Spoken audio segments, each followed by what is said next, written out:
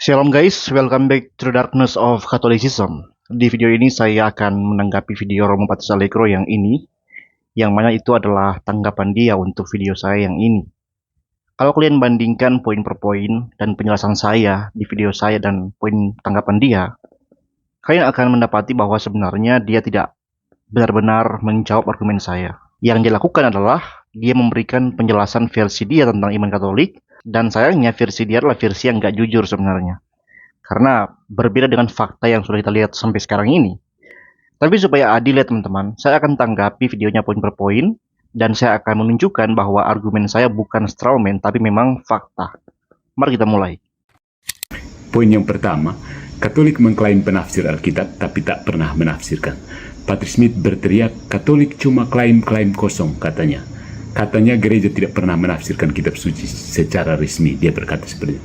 Faktanya, ribuan tafsir resmi telah diproduksi gereja melalui konsili, katekismus, dokumen paus, liturgi, hingga komisi Alkitab kepausan. Gereja Katolik tidak menulis satu tafsir tunggal dari Kejadian sampai Wahyu, karena bukan itu cara gereja bekerja. Penafsiran dilakukan dalam terang tradisi dan magisterium, bukan dalam format buku tafsir Protestan berjilid-jilid. Membandingkan klaim infalibilitas dengan jumlah jilid tafsir pribadi adalah kekeliruan kategori. Nah, jadi menurut Allegro, gereja Katolik yang mereka percaya sebagai penafsir resmi yang infalibel memang nggak punya karya tafsir eksegetikal ayat per ayat.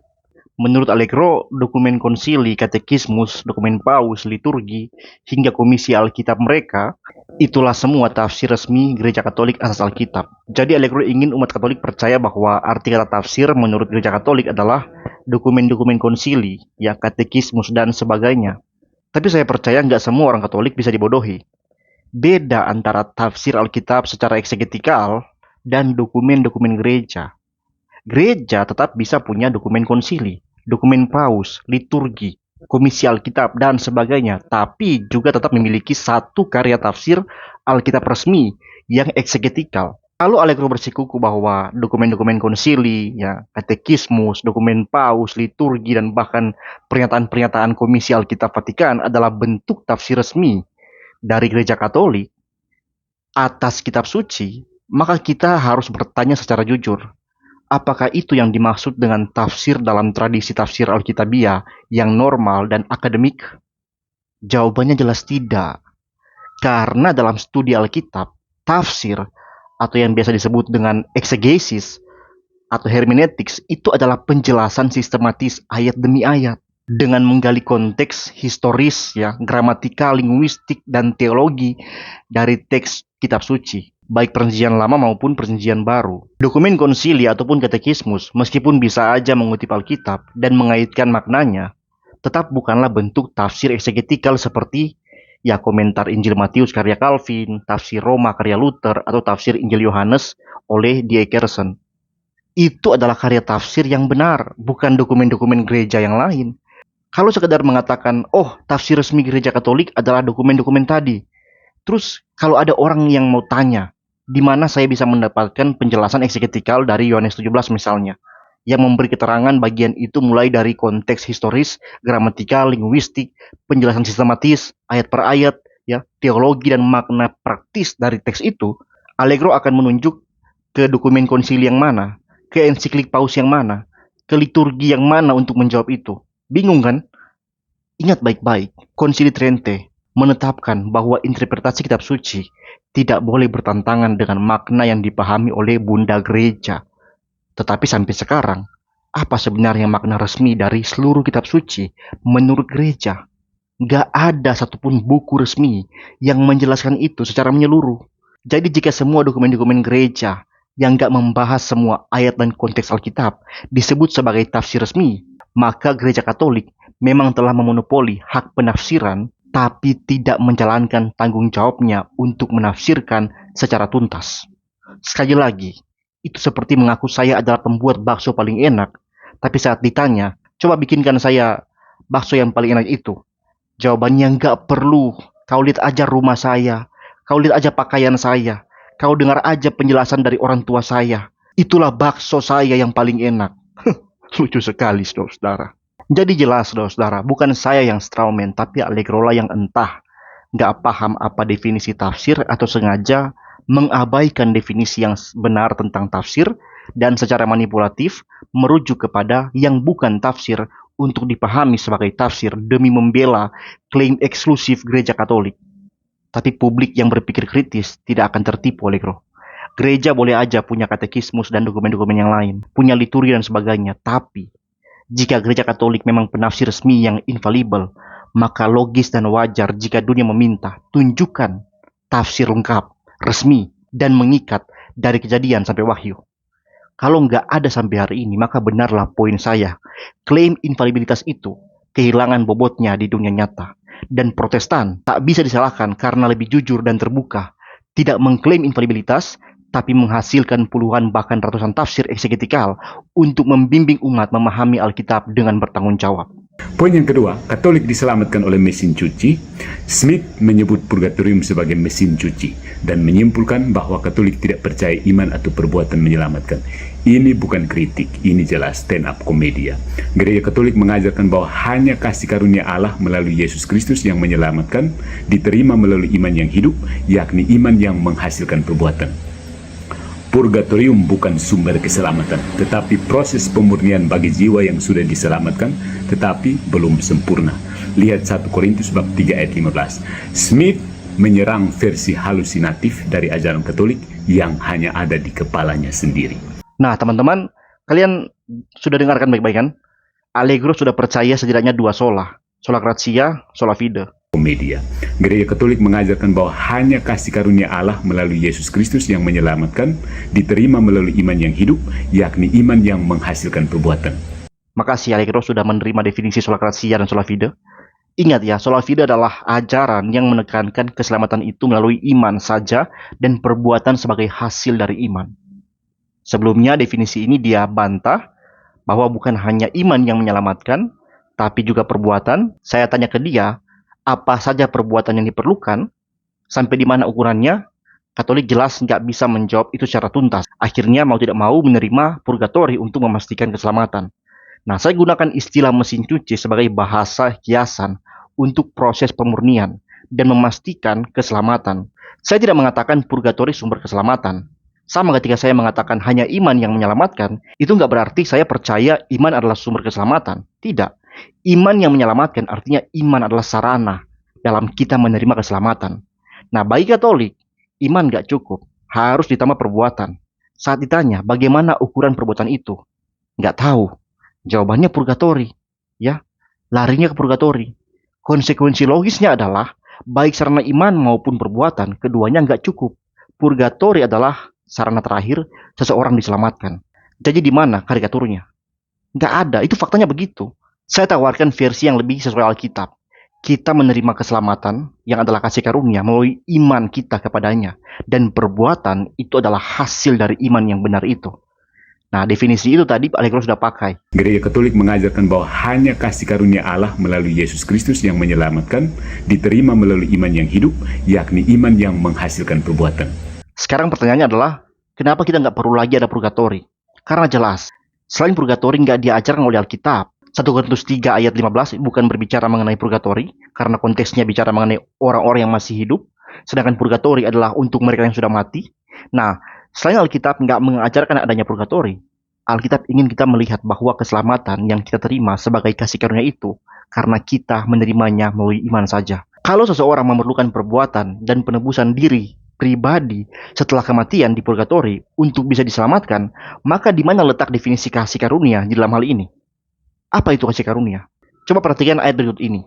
Efesus 2 ayat 8-9. Sebab karena kasih karunia kamu diselamatkan oleh iman. Itu bukan hasil usahamu, tapi pemberian Allah. Bukan hasil pekerjaanmu. Jangan ada orang yang megahkan diri. Roma 3 ayat 24. Dan oleh kasih karunia telah dibenarkan dengan cuma-cuma karena penebusan dalam Kristus Yesus. Nah, coba perhatikan ayat ini teman-teman. Dan kembali tanyakan di dalam hatimu yang paling sederhana. Apakah masih dapat dikatakan cuma-cuma jika ternyata seseorang itu harus menerima penebusan dosa pribadi dia di purgatori? Apalagi kalau kita melihat definisi purgatori menurut dokumen Katolik ini.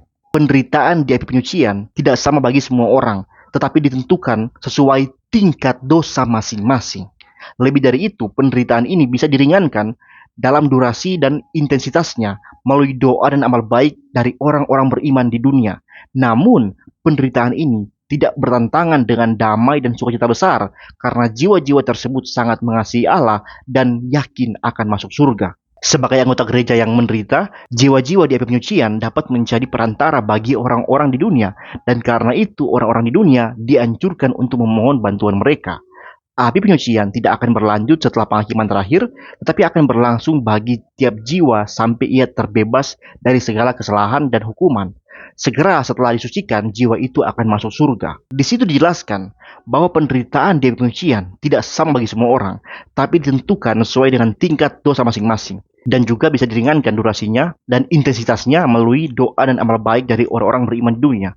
Dengan kata lain, singkatnya waktu di purgatori itu bergantung pada kemampuan Anda tidak berdosa di saat Anda masih hidup, dan bergantung dari doa dan amal baik orang-orang yang Anda kenal dan yang mengenal Anda yang masih hidup di dunia.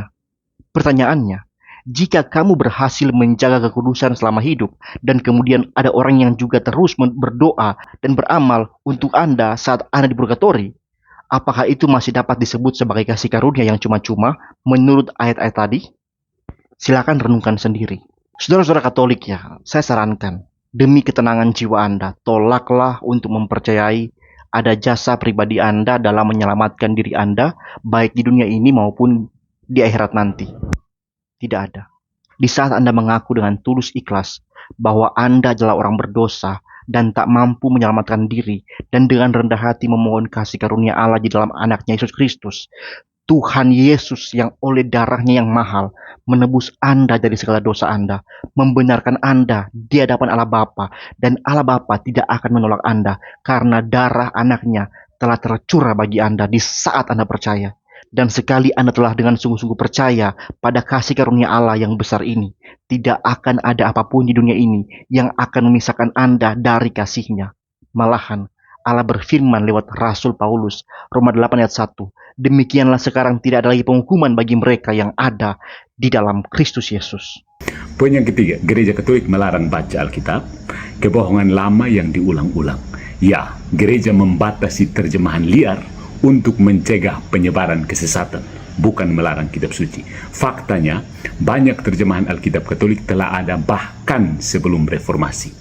Yang dibakar bukan kitab suci, tapi tafsiran menyesatkan dan berbahaya bagi umat awam yang buta huruf teologi. Jangan bandingkan Patri Smith sekarang dengan manusia-manusia abad ke-16. Belum ada wajib belajar Patri Smith. Mau bukti, gereja Katolik mendorong pembacaan Alkitab, dan sejak Konsili Vatikan II, setiap misa Katolik mewartakan sabda Tuhan dari kitab suci. Adakah komunitas Kristen lain yang membaca Alkitab selengkap dan sesistematis gereja Katolik dalam liturginya? Tidak ada. Pilih-pilih sesuai dengan kesukaan pendetanya, bukan? Allegro mencoba untuk menutupi sejarah dengan menunjukkan fakta masa kini di mana Katolik sudah kena dampak dari reformasi gereja. Akui aja bahwa memang di masa lalu Alkitab dilarang untuk dibaca oleh umat awam. Banyak data konsili sudah kutunjukkan pada masa sekarang, bukan Katolik sudah ingin ada perubahan, tapi memang Katolik sudah terpojok saat reformasi gereja dimulai. Apalagi memasuki era modern, mau nggak mau Katolik memang harus benar-benar berubah total. Yang tadinya melarang penerjemahan Alkitab ke bahasa lain, sekarang harus mendukung penerjemahan. Allegro menyombongkan, adakah komunitas Kristen yang lain yang membaca Alkitab selengkap dan sesistematis gereja Katolik dalam liturginya? Nggak salah dengar Romo? Romo nantang Protestan ya, tentang studi Alkitab. Bahkan umat awam ke gereja bawa Alkitab masing-masing, bukan sekedar bawa buku pujian, Romo. Kami punya bacaan setahun, tema bulanan, bahkan kami punya pendalaman Alkitab. Ya, harus mewartakan firman Tuhan dari Alkitab. Jadi Allegro nggak membantah ya sejarah bahwa memang benar Alkitab pernah dilarang. Sekarang aja udah berubah, udah terbuka. Karena nggak mau, dunia udah berubah, mau ngotot. Sudahlah ya, akui aja ada perubahan dalam gereja Katolik. Dan sudah terjadi kan. Dulunya melarang penerjemahan, sekarang kalian baca Alkitab pakai terjemahan. Bahkan Allegro menyangkal, Katolik pernah membakar Alkitab.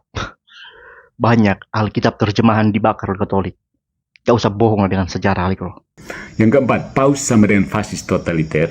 Ketika tidak sanggup memahami otoritas spiritual karena memang tidak ada di Protestan, Smith memilih membandingkan Paus dengan Hitler dan Kim Jong-un. Dia menyamakan pengajaran universal dengan diktatorisme. Tapi Paus bukan tiran. Dia adalah penjaga persatuan dan ajaran, bukan pencipta ajaran baru. Dia bukan kepala gereja secara rohani, itu Yesus, melainkan wakil pastoral yang menjalankan perintah Kristus kepada Petrus. Lihat Yohanes bab 21 ayat 15-17. Dan ya, banyak paus bisa dikritik. Bahkan para santo seperti Katarina dari Siena pernah bersurat keras kepada paus. Kritik yang lahir dari kasih dan iman bukan dosa. Smith hanya tidak mampu membedakan kritik dengan pemberontakan. Katanya Paus penjaga persatuan. Tapi coba pelajari sejarah. Paus itu lebih tepatnya disebut penjaga kekuasaan institusi, bukan persatuan. Nggak usah jauh-jauh. Kasus yang belum lama ini terjadi. Uskup Agung Vigano diekskomunikasi. Apakah ekskomunikasi adalah cara menjaga persatuan?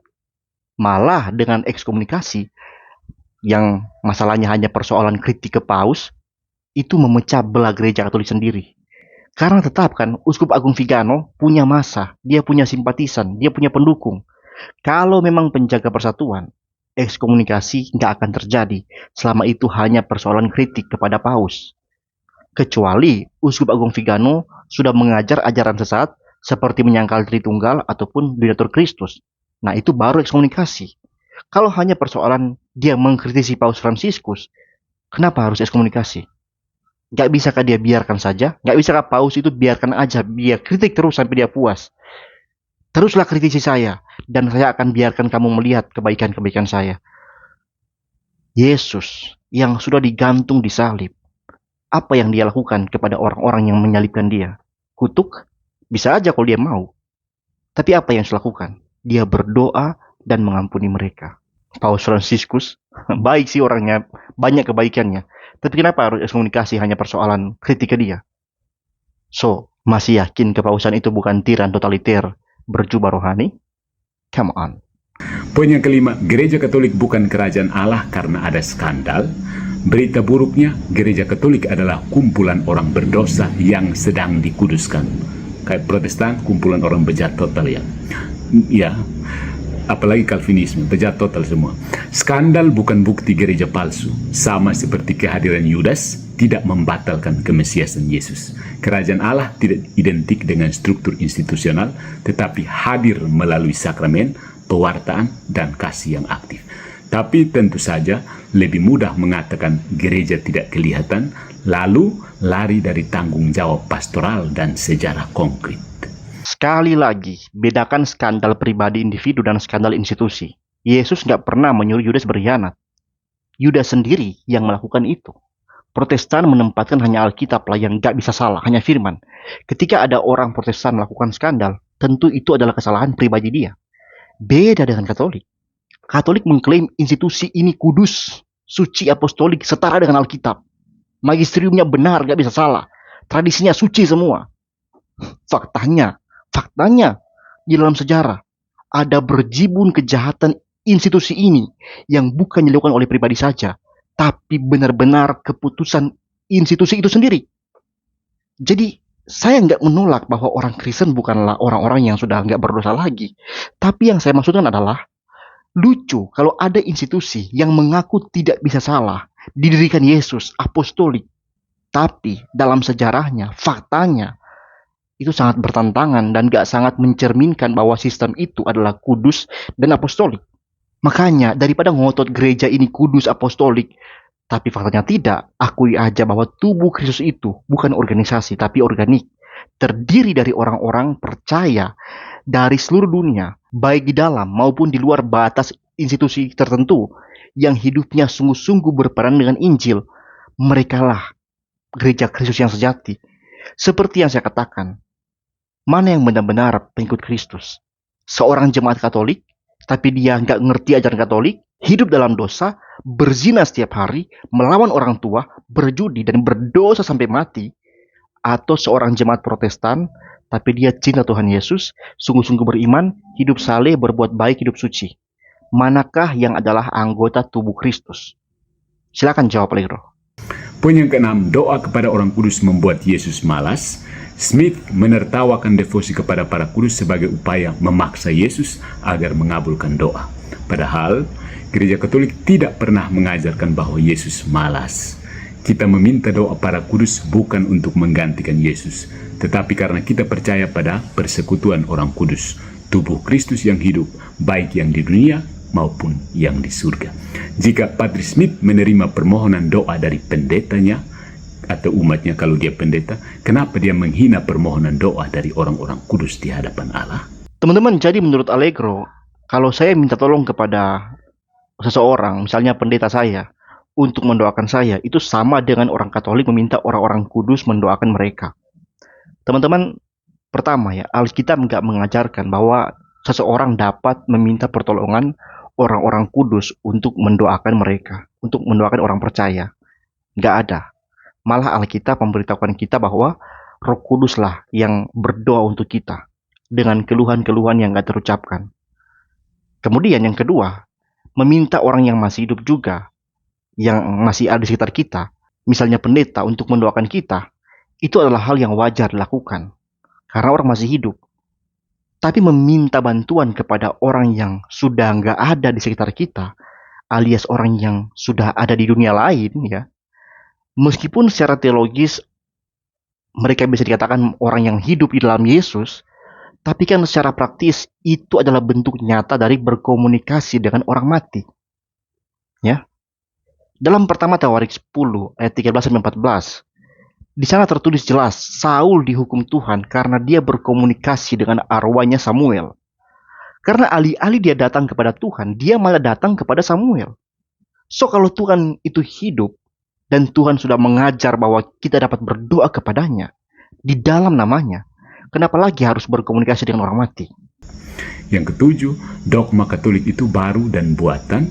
Dogma memang didefinisikan secara formal pada waktu tertentu, tapi kebenaran yang mereka nyatakan sudah hidup dalam iman gereja sejak awal.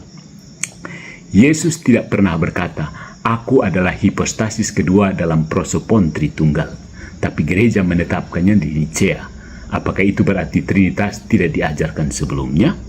Dogma bukan penambahan, tapi penyebutan eksplisit terhadap kebenaran iman yang selalu dipercayai secara implisit.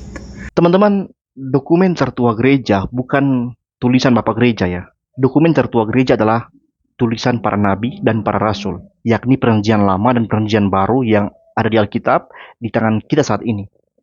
Saya dapat menerima doktrin yang baru didefinisikan secara formal di tahun 2025 saat ini, asalkan pendefinisian itu punya dasar eksegetikal yang kuat, yang kokoh, dan total dari dalam Alkitab.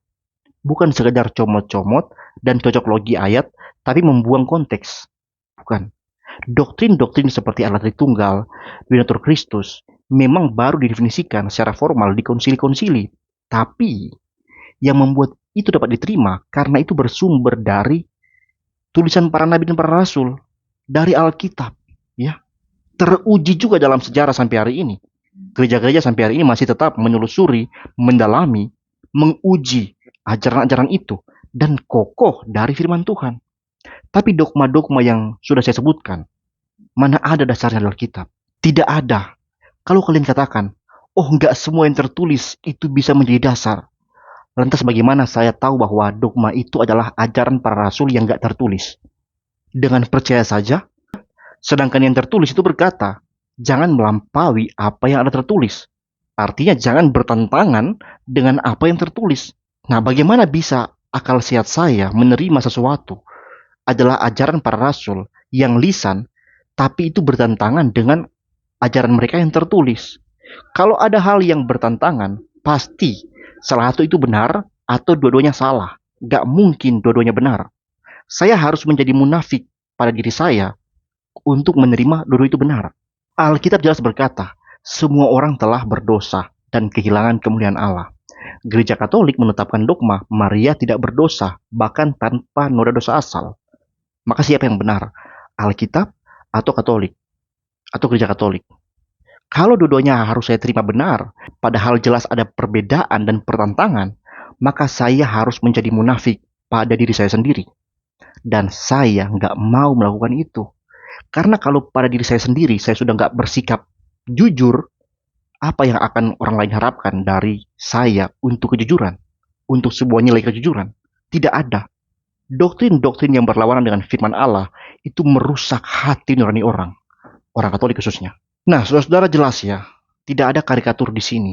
Allegro aja yang malu mengakui bahwa iman yang dia percaya adalah iman yang rapuh dan dibangun di atas pasir, yaitu tradisi manusia. Institusi yang dia anggap kudus dan apostolik gagal membuktikan dirinya kudus dan apostolik. Mending Protestan hanya mengakui kitab suci yang kudus dan benar-benar bersumber dari para nabi dan para rasul. Orang Kristen yang kudus dan yang rasuli adalah mereka yang percaya pada apa yang mereka ajarkan di dalamnya dan hidup sesuai dengan ajaran tersebut. Sekian tanggapan saya. Soli Deo Gloria, Tuhan Yesus memberkati. Shalom.